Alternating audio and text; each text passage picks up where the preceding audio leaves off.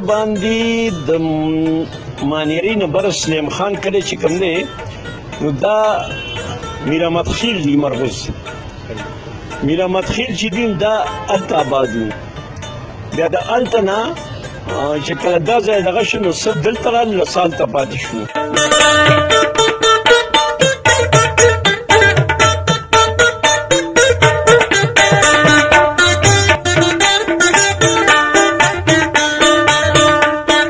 څوک وایي چې د بامخیلو یا ډیرۍ چې کومه ده دغلته هم مرغوز څه موده آباد و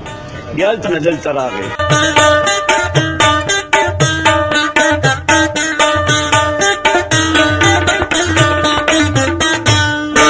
یونین کونسل دی مخکې یونین کونسل به په 17,000 آبادۍ باندې و کله چې یونین اوس خو 3 ویلیج کونسلې شوې مخکې دا دغه و نو زما به خیال زموږ آبادي څه 30,000 نه سیوا ده مرغوز او د دې دوی سي دي یو مرغوز اکاخیل دی یو مرغوز یارخیل دی اوس د دې مرغوز یارخیل کې چې کوم دی نو ځان له تپي دي خیلونه دي بلړ خیل دي اوریا خیل دي در آلات خیل دي او خانانو چم دی او خیلات خیل دي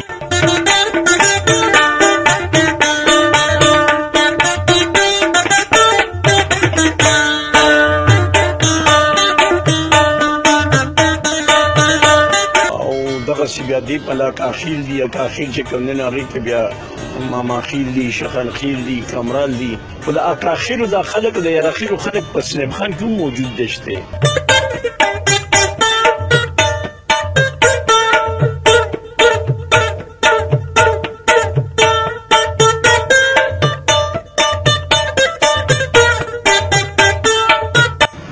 زما راشد سهیل نوم دی پیشې لحاظ سره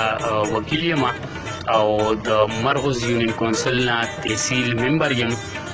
د تحصیل کمیټۍ صوابی مرغوز کلی یو تاریخي کلی دی په مرغوز کې 3 ویلیج کونسل دي او دا په یو یونین کونسل باندې مشتمل دی او 2 پټوار حل کیږي دی کې او آبادي تقریبا د 35,000 آبادي ده د مرغوز کلی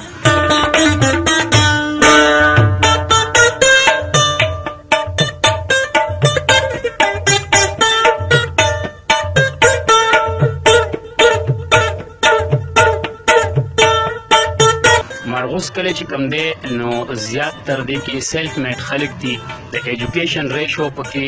چې د نورو کلو سره کمپیر کوو نو زموږ د مرغوز کلي ایجوکیشن ریشو د نورو خلکو نه ښه ده او ځکه دا ووایم چې 60-65% ایجوکیشن ریشو ده دلته نو دا به دغه نه وي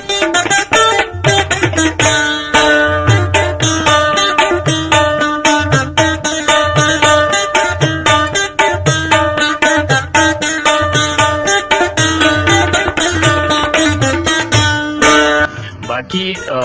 مرغوز کلی خو چې موږ د مشران نه اورو یو تاریخي کلی دی مولانا محمد علي جوهر او مولانا شوکت علي خان د تحریک ازادۍ چې کوم دغه و هغه هم د مرغوز سره تعلق ساتو او دغه شان د مرغوز کلی چې دی نو دا د خدایي خدمتګارانو کلی دی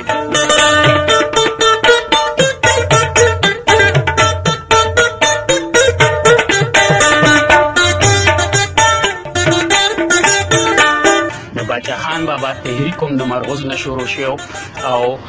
دلته ټول خلک د باچا خان بابا سره په یو دغه شو او د مشران نه اورم چې د باچا خان بابا دا د بابا خیلیوم ده مور د مرغوز وه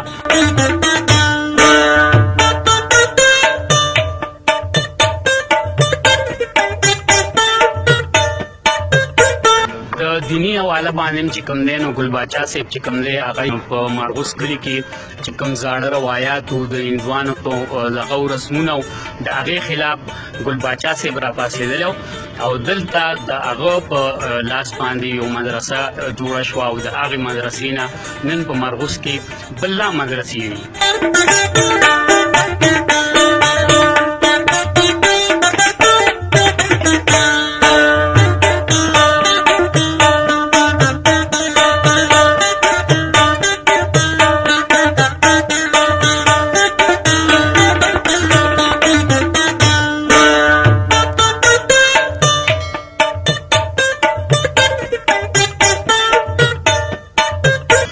سبا د قومي اسمبلی سپیکر صاحب چې کوم دی هغه هم د اسد قیصر صاحب د مرغوز دی.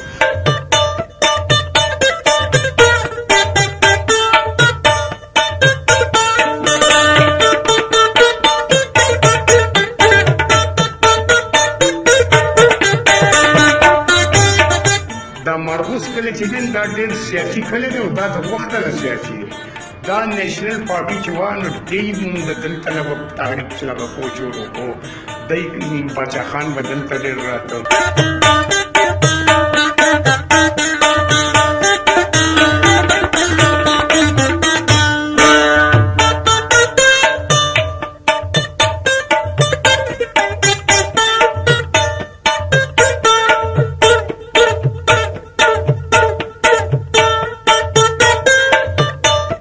ما خپل په 68 کې لسم پاس کړی دی او هغه زمانه کې چې دی نو په مرغوز کلي کې تعداد خو زموږ په لسم کې لږ کم و خو دا ده چې تعلیم د هغه زمانې نه زموږ مرغوز های سکول غالبا په 61 کې میټرک راز شوی دی او زموږ د سکول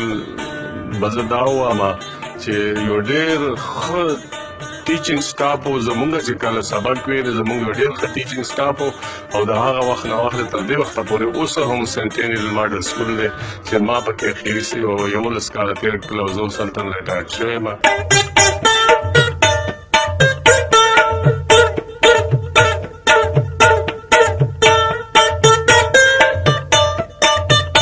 او زمونږ د مرغوز کلي اکثر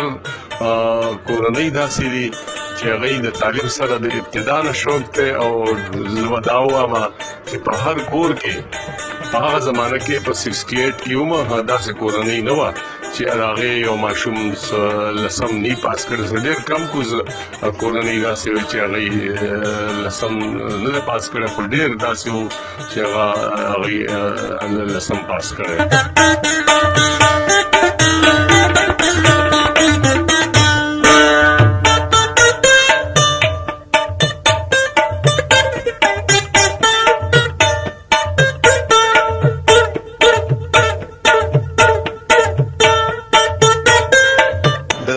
مرغوز کلي حوالې سره خو به درته زه د ادب په دغه کې چې خبره کوم چونکې زما تعلق ادب سره دی نو په هغې کې په مرغوز کلي ډېرې ښې ښې هستۍ د ادبي میدان کې پیدا کړي دي او په تاریخ کې چې په لومړي ځل بابای کیسه خطاب میلاو شوی دی نو هغه د مرغوز کلي موزم خان ته میلاو شوی دی چې بابای کیسه هغه ټایم سره به هغه کیسې لیکلې او ډېرې زیاتې کیسې هغه لیکلې وې.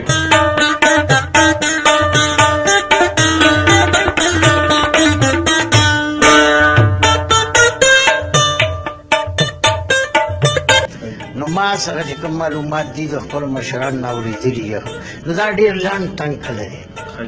دی د اګریکلچر لینډ په حساب سره هم د آبادۍ په حساب سره چې وګورې نو دی راونډ اباوټ 3 کیلومیټر ریډیس کې دی اندازه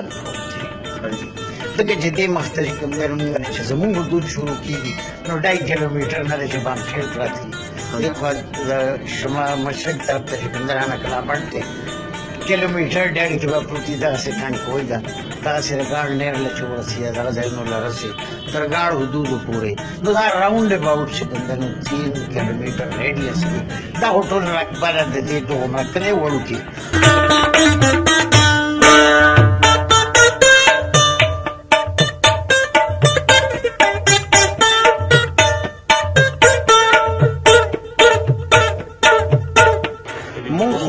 دلته چې د کوډه په کوله زمونږ هغه ځای نو کې چې مخکې اپله جنو خیرات خلوت وایي هغې کې زمونږ حجره وه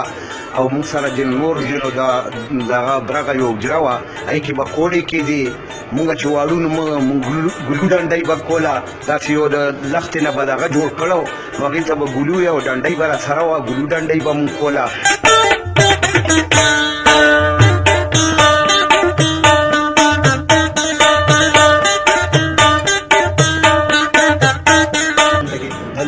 چې کوم دی نو مخکې چې کومه رټونه وه نو هغه آباد وو اوس چې کومه رټونه دي هغه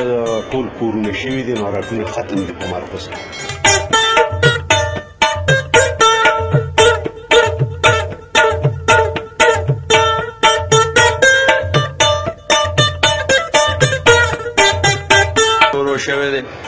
او مخکې خو دوره ټي ویګان او دغه نو اوس الحمدلله